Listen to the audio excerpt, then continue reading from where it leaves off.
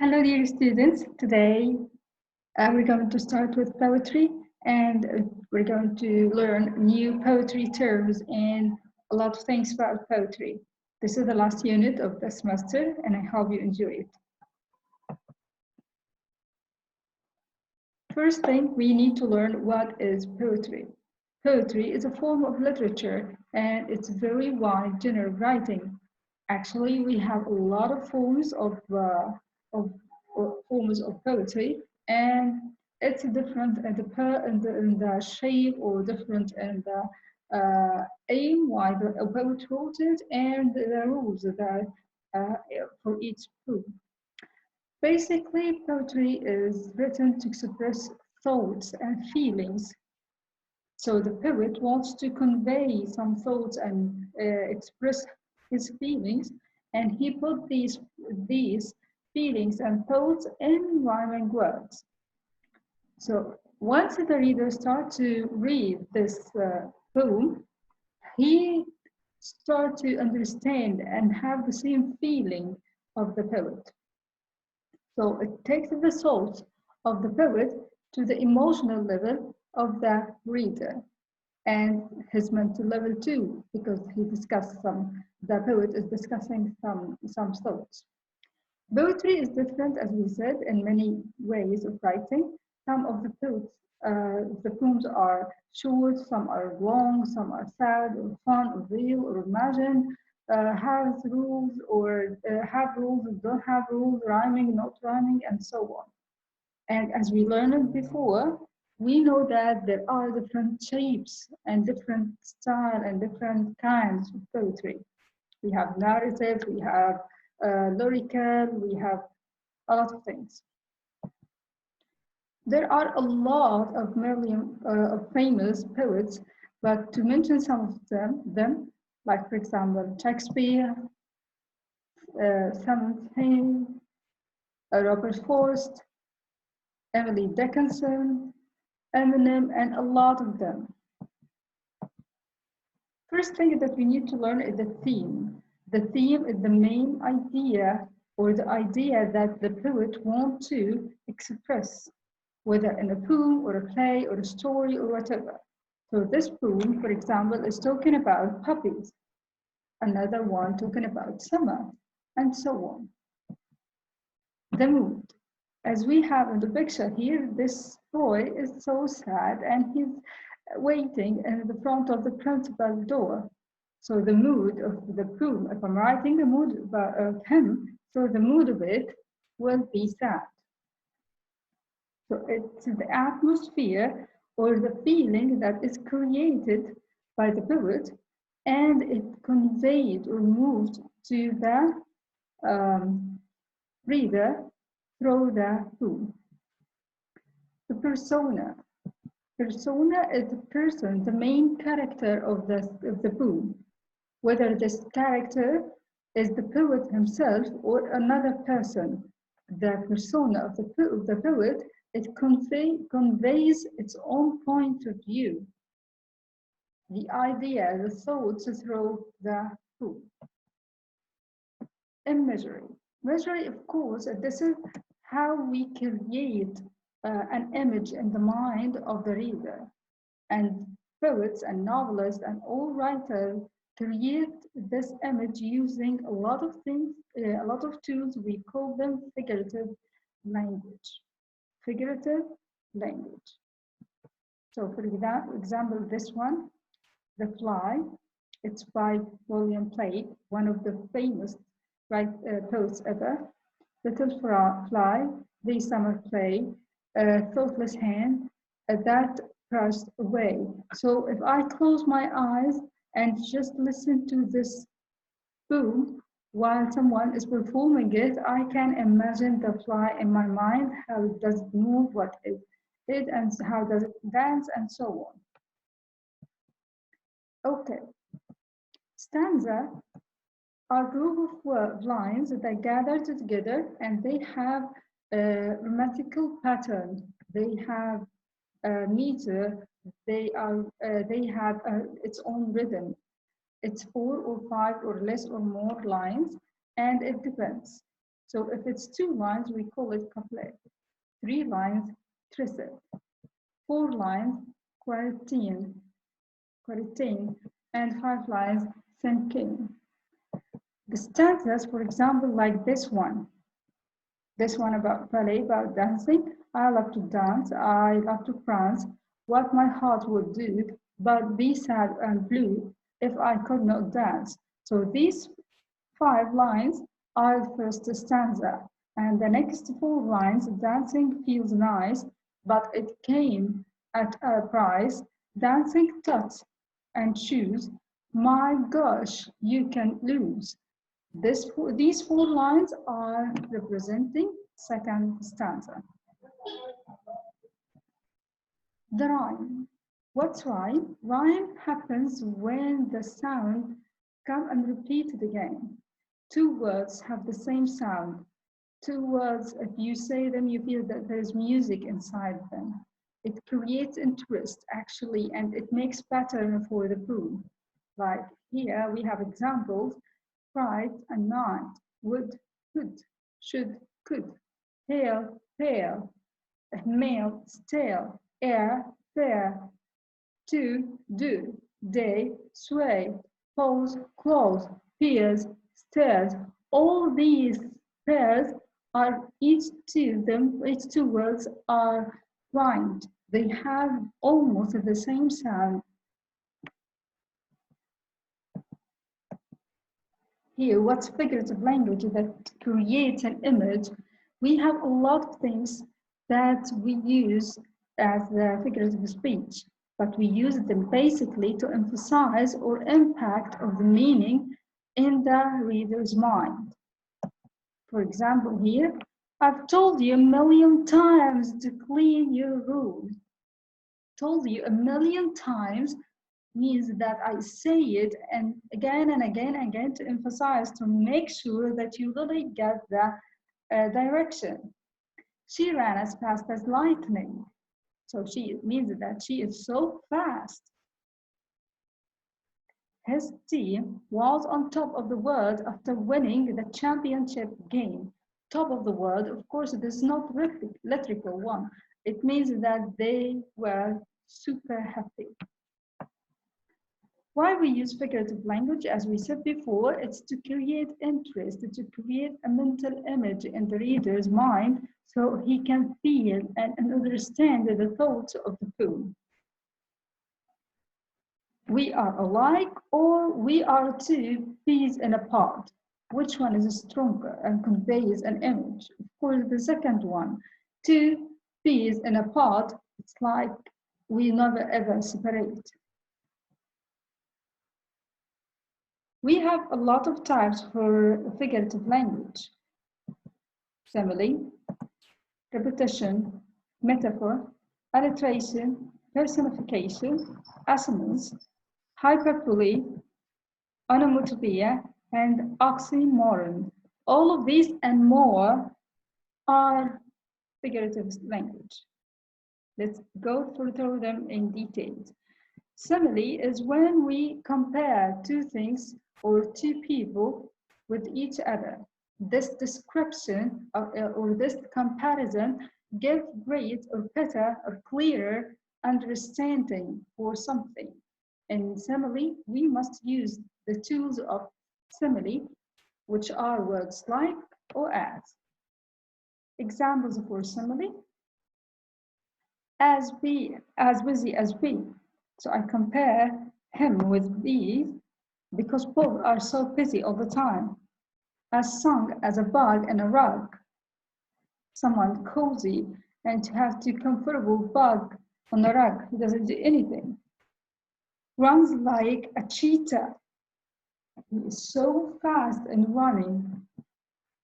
As white as a ghost means that he is so frightened as he sees a ghost.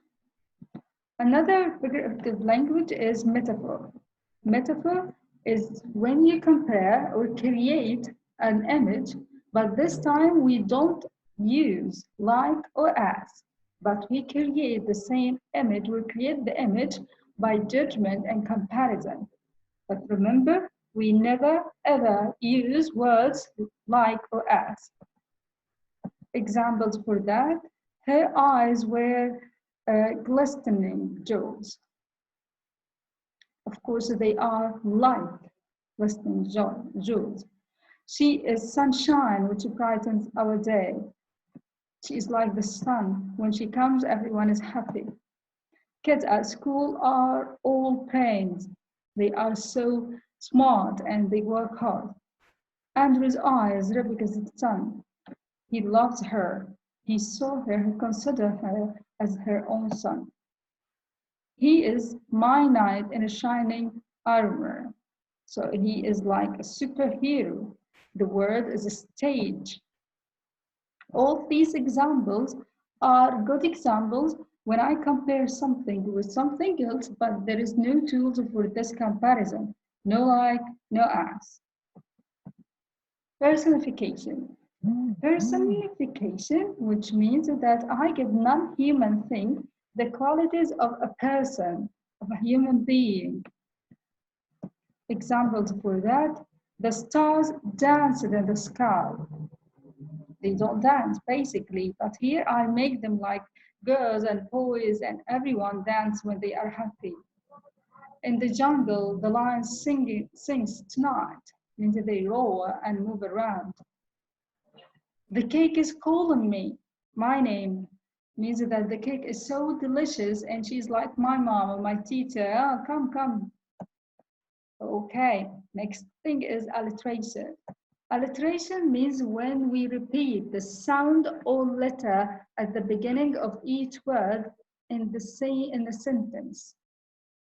In the same sentence, we here create gathering or interest description by using the sound, the repetition sound, repeated sound at the beginning of the word. Like examples for alliteration: Sally sells seashells by the seashore.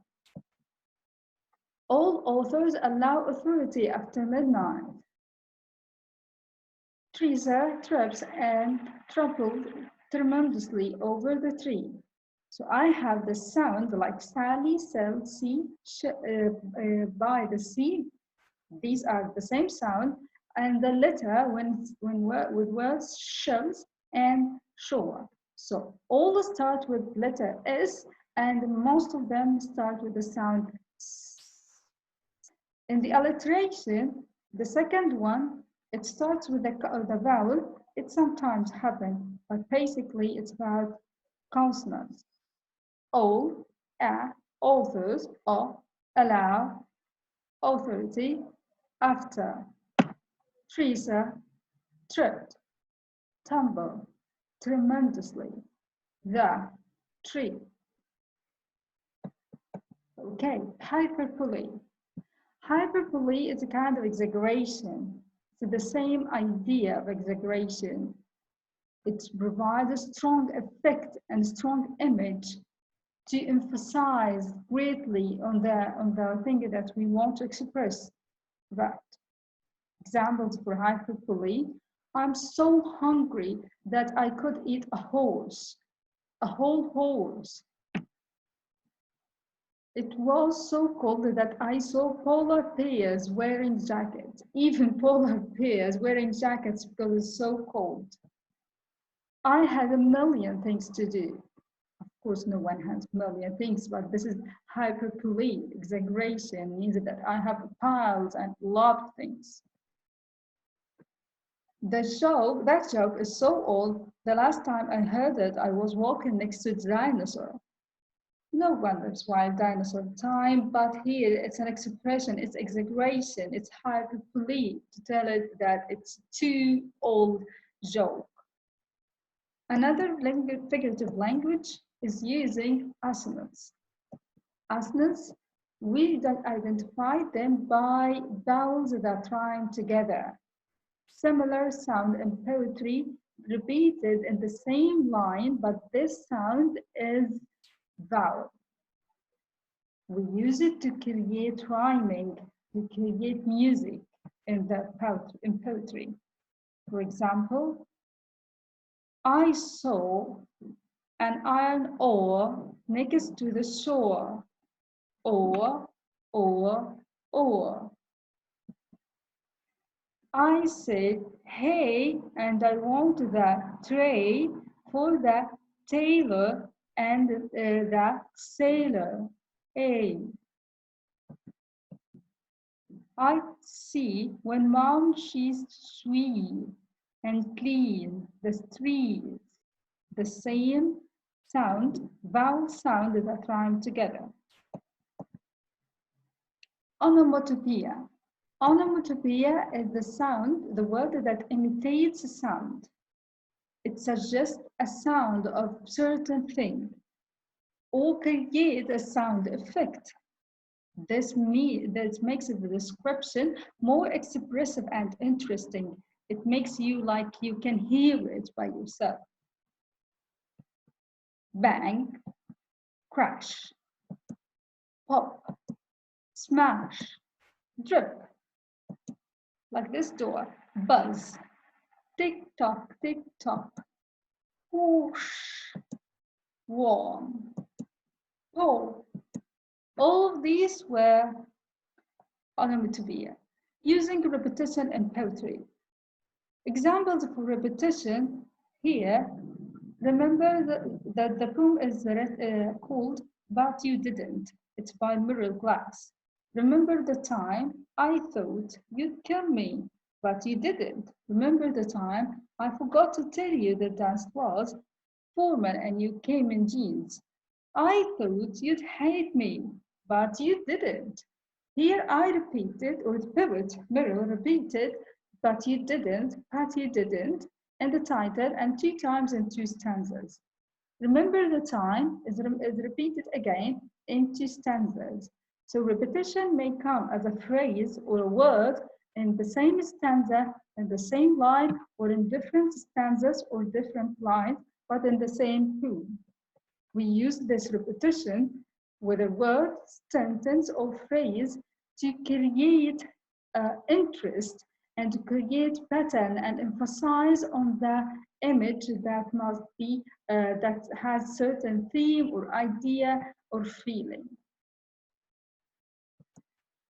Oxymoron. Oxymoron is a figure of speech which is used different or opposite terms. It's like antonyms. For example, this is actually create dramatic expressions and effect. Bitter, sweet, pretty, ugly. Act, natural, seriously, funny. Passive, aggressive. Alone, together. Deafening, silence, living, dead. All these are antonyms. All these, when we use them in poetry, we call this oxymoron to emphasize on some image and the image and create some dramatic effects in that.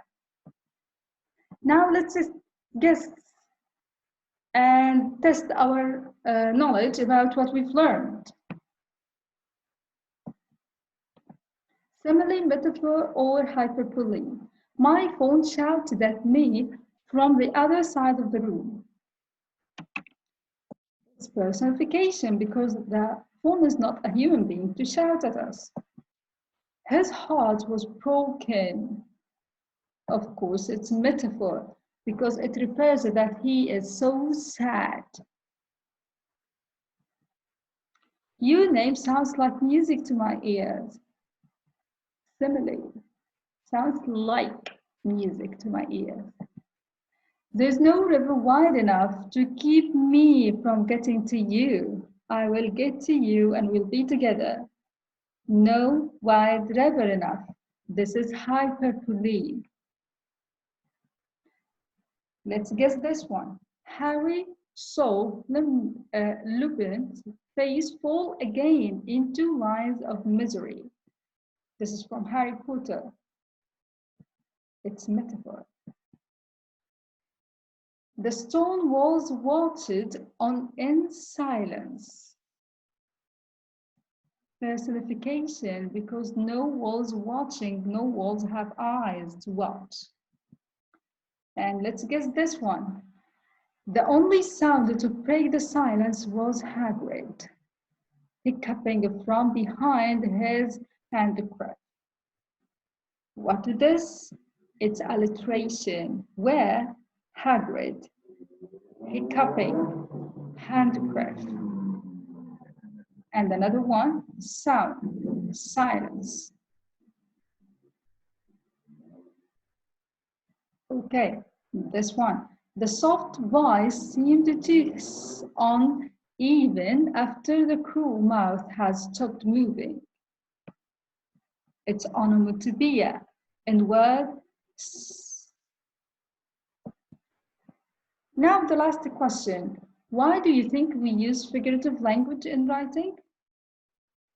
Of course, to create an image, to create interest, to emphasize on a thought or a feeling. Thank you so much.